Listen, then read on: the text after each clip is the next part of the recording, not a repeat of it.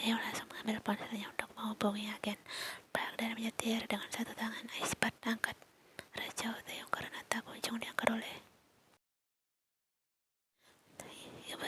Akhirnya suara Prey itu terdengar setelah Theo semua penghuni kebun binatang keluar dari mulut pria itu. Kenapa kau tidak memberitahu kau mau menangkap Putri Jeonsu, seru Taeyong dingin. Ya, kenapa kau seperti marah? Seharusnya kau senang, tugas kita akan cepat selesai. Taeyong langsung tersadar dan memelankan suaranya. Maksudmu seharusnya kau beritahu aku dulu, aku ingin ikut. Aku tidak pernah ikut misi penangkapan itu kan.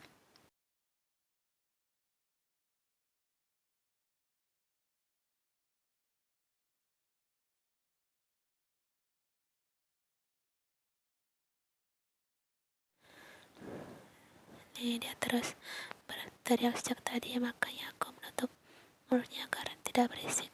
Kim Taeyong menggerun.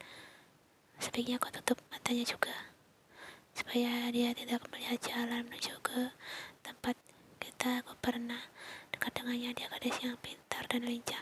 Takutnya dia mengingat jalan pulang dan kabur. Taeyong menghela nafas lega, setidaknya ia tidak melihatnya nanti berada di tempat itu. Baiklah, akan ke sana segera. Jawab Taeyong langsung menutup panggilannya. Ia terus menggerak cepat. Sebagai tanda dia tidak mau matanya tutup, dia tidak bisa berteriak karena mulutnya disumpal dengan kain.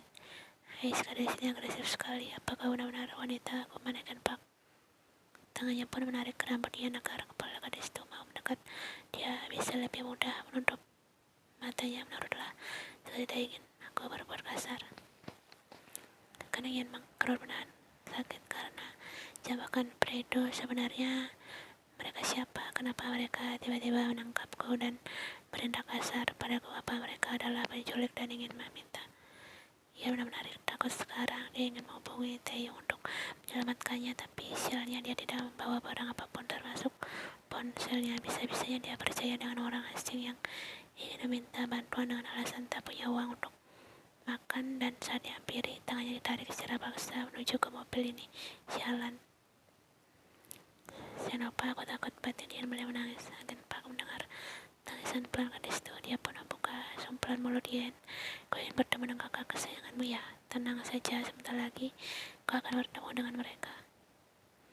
Benarkah? Tanya Yen. Sebenarnya kalian siapa? Kenapa kalian menangkapku? Dan kenapa kakakku bisa ada dengan kalian? Kami adalah kumpulan orang-orang terpilih yang ditugaskan untuk menangkap orang-orang paling jahat di seluruh dunia.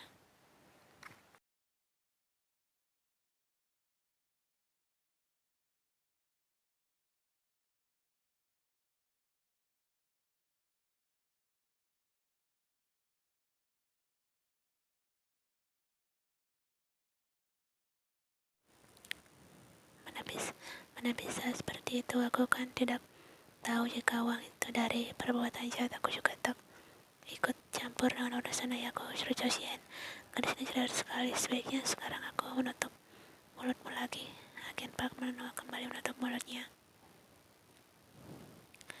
Agen Park menyeret dengan kasar gadis itu ke ruangan tempat keluarganya berada, dan setibanya di sana dia langsung mendorong tubuh Yen bergabung bersama keluarganya.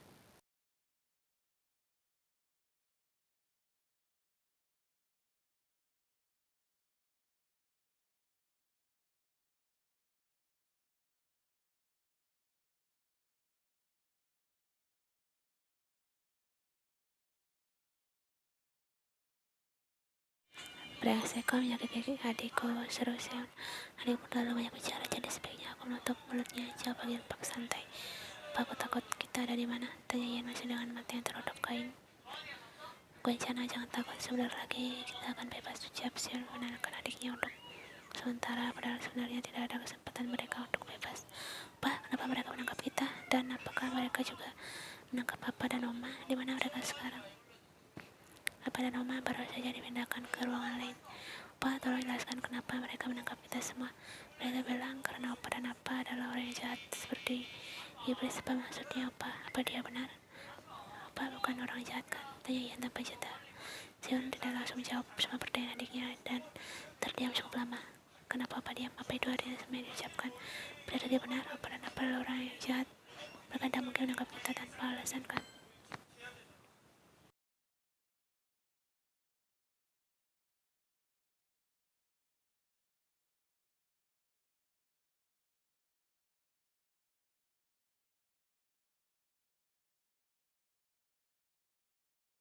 Suara langkah kaki terdengar memasuki ruangan itu.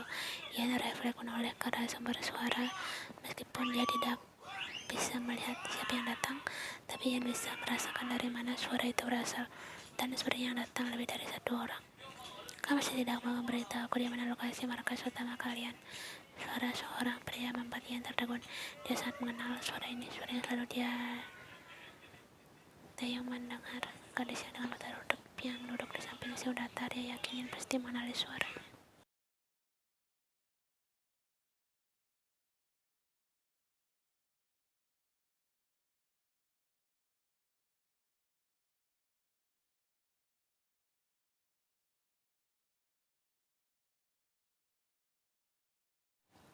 Mendapat isyarat tersebut, dengan Pak langsung mengangguk dan langsung menghampiri Yen. Ya, apa yang akan kau lakukan pada adikku? Jangan coba-coba menyentuhnya.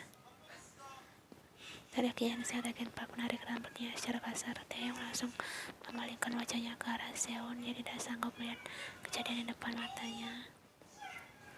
Saat tahu di mana lokasinya, seru Taeyong mulai kesal karena Seon sangat keras kepala. Andai dia langsung mengaku, mungkin mereka tidak perlu menggunakan Yen sebagai alat. Sudah aku bilang aku tidak akan memberitahumu, kata Seon tak mau kalah.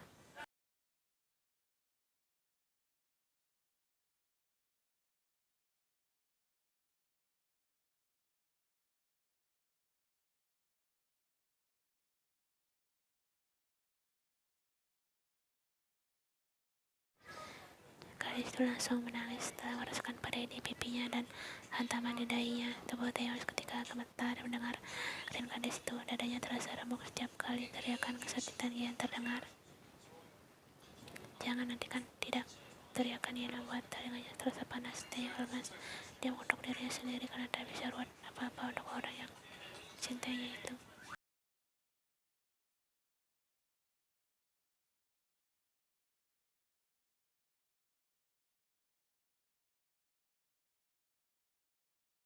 Mata Seon merah saat melihat agen Pak terus membuat kasar pada Ian hingga gadis itu menangis orang-orang kesakitan. Baiklah, lupakan saja soal semuanya. Aku tidak tega melihat seorang gadis tersiksa seperti itu. Ucap Taeyong kemudian menoleh ke arah agen Pak. Menjauhlah, aku akan.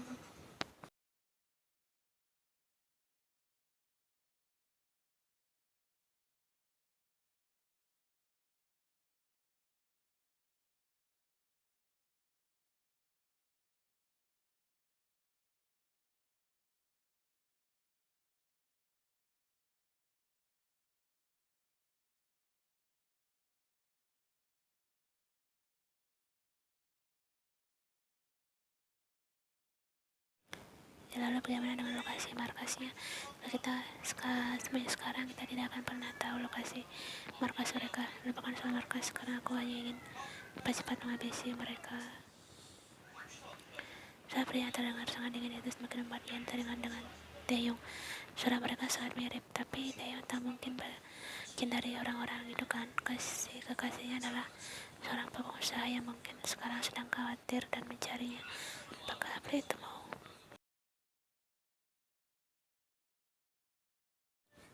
Taeyong mengangkat pisaunya dan mengarahkannya ke arah Yen, namun tatapannya masih teruju tajam pada Seon. Baiklah, kalau kau tidak mau mengaku terpaksa, aku akan memulainya dari adikmu dulu. Sekarang aku tidak terlalu ingin tahu di mana lokasi markas itu. Sekarang yang aku inginkan adalah menghabisi adikmu ini.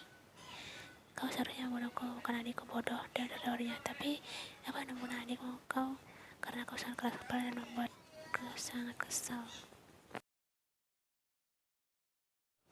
Sialan, Sean mendesis kesal lalu melihat ke arah Yen yang sudah lama tak berdaya akibat perbuatan kasar agen Pak. Apa dia mau membunuhku? Apa salahku? Katakan padanya sebenarnya apa salah.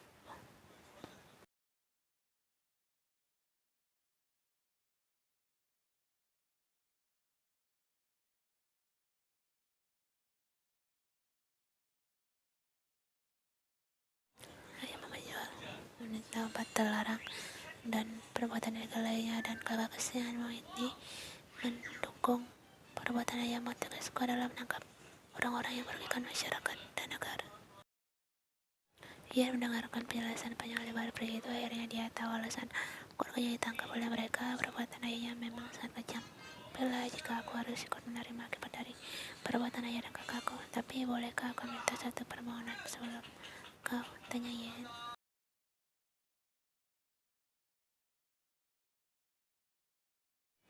Apa? Sebelum aku mati, aku yang berterima kasih untuk yang terakhir kali aku ingin minta maaf dan menceritakan alasanku pergi, karena aku luput dari seorang mafia dan kejam yang harus menerima akibat dari perbuatan ayahku. Aku ingin bilang kalau aku sangat mencintainya. Aku ingin mengucapkan salam berpisah agar dia tidak bingung mencariku. Jelas Yen panjang lebar.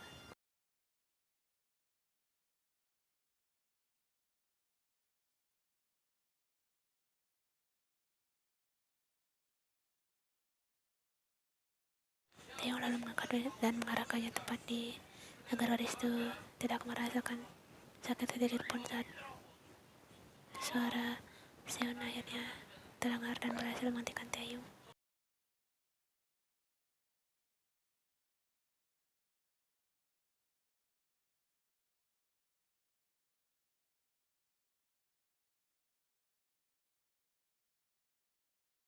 Taeyong tersenyum tipis. Kenapa kau tidak berkata seperti itu sejak awal? Kami pasti tidak akan menyakiti adikmu seperti tadi. Kau sangat suka membuatku emosi ya. Senyuman pria tampan itu dengan cepat memudar. Sekarang cepat katakan di mana alamatnya. Desis Taeyong menatap Seon tajam. Daerah di tengah hutan, berjalan sekitar 2 kilometer ke dalam. Lalu setelah melihat pohon raksasa, belok ke arah kiri dan di sana ada gedung yang merupakan markas rahasia kami. Jelas Seon.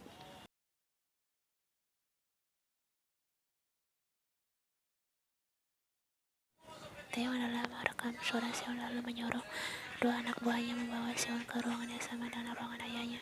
Seon berhenti ketika hendak melewati Taeyong.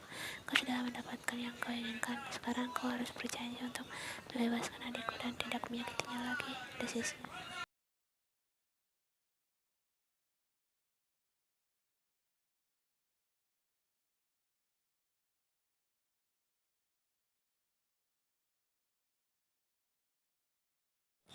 Dia akan pergi ke ruangan eksekusi. Kau juga nanti mendapat giliran ucap bagian pak.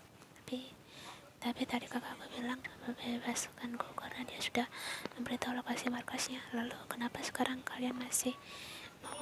Kenapa kalian tidak menepati janji kalian? Ucap Yan kesal, merasa tidak adil dengan oknum-oknum seperti ini.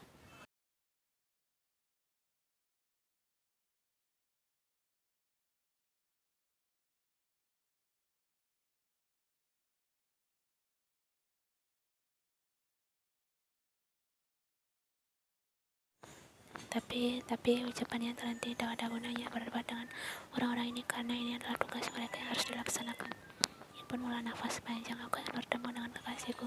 Sekarang dia pasti kebingungan mencariku. Aku juga ingin melihat wajahnya untuk yang terakhir kali. Kumannya sangat pelan.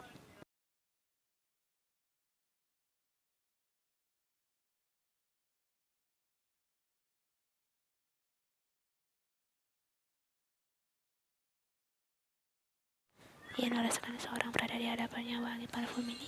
Dia berjongkok lalu melepaskan kain yang menutupi mata gadis itu. Ia membuka matanya secara perlahan dan jantungnya terasa berhenti berdetak. Detik itu juga saat melihat sosok pria tepat di depan wajahnya. Kau mau bilang apa pada kekasihmu? Suara pria itu terdengar.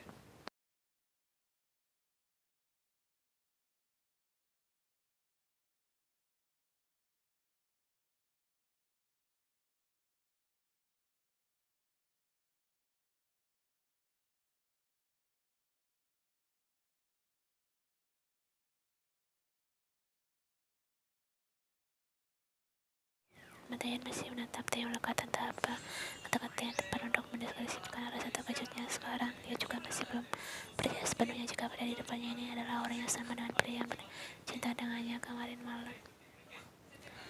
Kayak aku berterima kasih bukan? Sekarang kau sudah bertemu dengannya. Taeyong tersenyum asam. Apa yang ingin kau sampaikan? Dengan sedikit mengkerucut dia kasih gadisnya adalah Taeyong, rekannya sendiri. Dia pikir dia hanya mendekatinya saja, tidak menyangka Taeyong akan mengancamnya juga. Tapi bukankah ini akan sangat menyakitkan bagi gadis itu jika sudah mengetahui kebenarannya?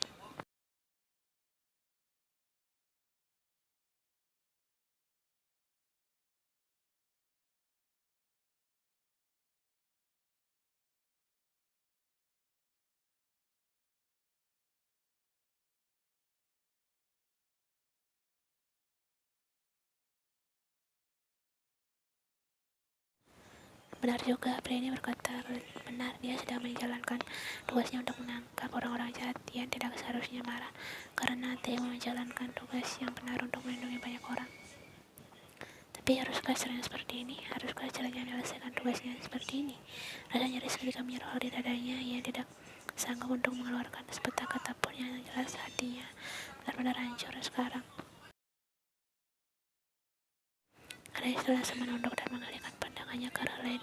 Dia lalu melihat ke arah kain menutup matanya di lantai, tapi kalian gelang ingin membasmi seluruh orang yang terlibatkan. Cepat lakukan saja sekarang padaku.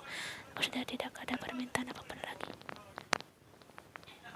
Tenggorokan Theo terasa cekat setelah mendengar kalimat yang keluar dari mulut dia. Nyeri dadanya juga amat terasa sakit. Dia bisa melihat jelas bagaimana hancurnya Ian dari raut wajahnya. Namun gadis itu masih berusaha menahan dirinya agar tidak menangis. Maafkan aku, suara Theo terdengar bergetar. Haruskah caranya seperti ini? Kau benar bodoh, ucap Ian tersenyum asam. Mungkin aku yang gadis paling bodoh di dunia ini.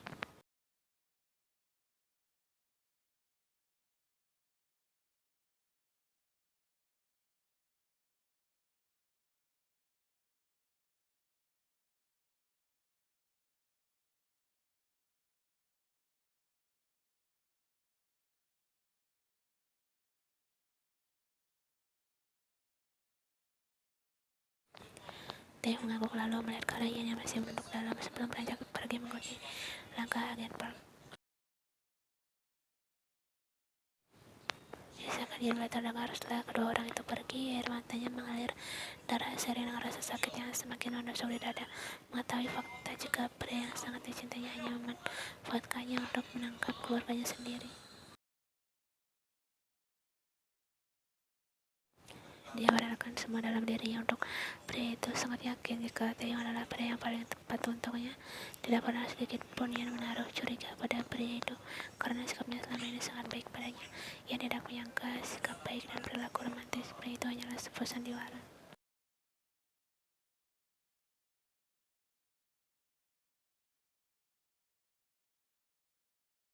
Theo dan beberapa anggota rekannya langsung menuju ke lokasi yang disebutkan Seon tadi. Selain itu, mereka juga ingin memastikan apakah Seon berbohong atau tidak. Mobil mereka memasuki sebuah area hutan yang semakin ke dalam dan semakin gelap. Dalam mereka pun melihat sebuah bangunan yang cukup megah, namun harus membutuhkan mata yang jeli untuk melihat bangunan itu karena warna temboknya yang penuh lumut terlihat menyatu dengan pohon-pohon di sekitarnya.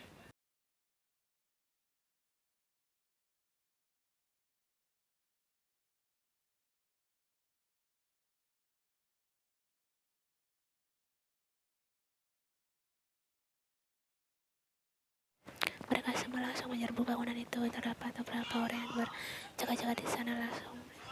Habis saja mereka semua, ini adalah tugas kita, desis ketua pimpinan.